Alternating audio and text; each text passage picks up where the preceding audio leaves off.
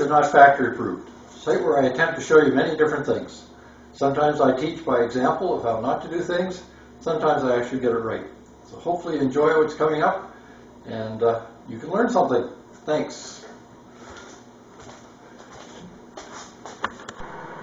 To show you how teamwork works sometimes, I'm capable of making this kind of mess, but I'm going to blame this on my wife, fashion designer, building inspector. We have these shelves here that are made to swing up and down to allow access to the HRV for cleaning it out once a year and clean the filters every 3 months. So these move up and down. They hold the linen, and originally we had these brackets underneath here, and my wife decided she wanted stronger ones, so she bought these ones, and we'll put them this way because there's still limited weight there. It just helps to stabilize the shelf. I'll be anchoring those, but I have to repair this wall to start with. So I've cut a strip of gyprock drywall, I've beveled the edges, and try and remove all the tags. That'll make it far easier to fill it when it's mounted in place. The exact shape doesn't matter because we'll be tracing a hole and then cutting that out and putting this piece of wood here behind it. And that will help reinforce it, even though this is very cheap, almost like pressed paper.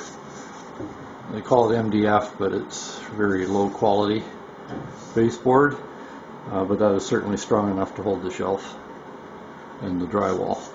I'll show you how I do that. After, as a young man having the first house and trying to figure all this stuff out before the days of the interweb. Hopefully you can see in this shadow, I hope it's not too contrasted. So this piece will be going here. There's no stud there, of course. That's where the whole problem comes in. And I'll just trace around it.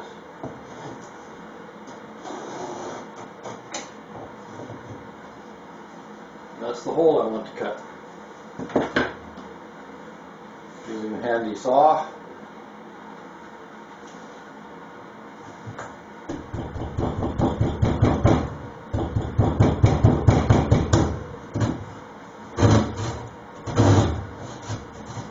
Try to keep the mess to a minimum.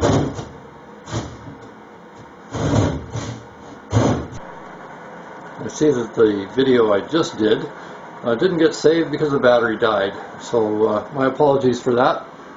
I will indicate what I did here. Got more of a gap here than I wanted, nothing that drywall filler can't cover, especially if you put some tape over top of that. That's what I get for trying to cut it with one hand and being a video star.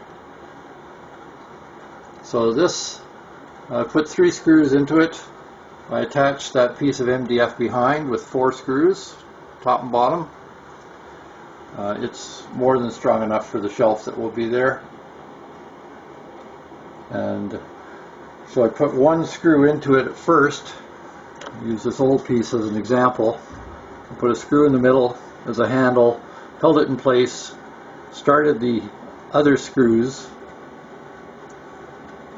used the 1 screw as a handle, started the other screws, the 4 that hold the MDF, top and bottom, put in the MDF, lined it up, and then used the screw in the middle to hold it, while the other hand I used the electric drill, the battery drill, to drive in the screws. And so that's good and strong now. You can see that there's very little left of this piece of drywall, just decimated. That's why the anchors were spinning and not holding.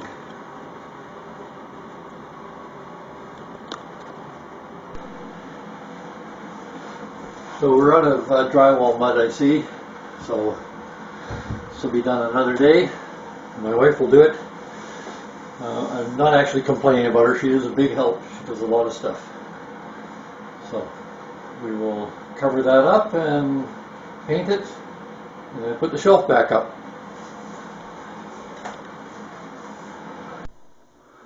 So this is the completed bracket and the shelving,